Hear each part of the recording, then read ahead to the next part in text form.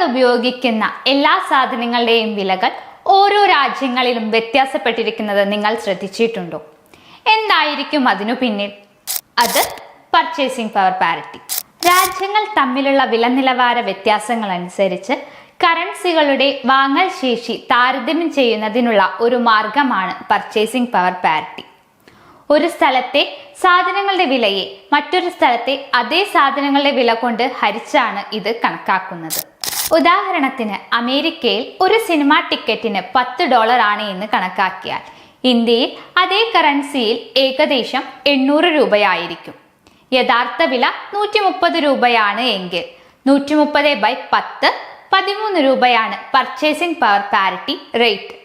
രാജ്യങ്ങൾ തമ്മിലുള്ള ജീവിത ചെലവുകൾ താരതമ്യം ചെയ്യാനും കറൻസികളുടെ അണ്ടർ വാല്യൂ, ഓവർ വാല്യൂ എന്നിവ മനസ്സിലാക്കാനും PPP നമ്മളെ സഹായിക്കുന്നു.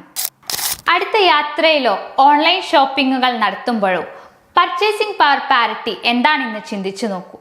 അത് ലോകത്തിലെ എക്സ്ചേഞ്ച് റേറ്റുകളെ കുറിച്ച് മനസ്സിലാക്കാൻ നമ്മളെ സഹായിക്കും.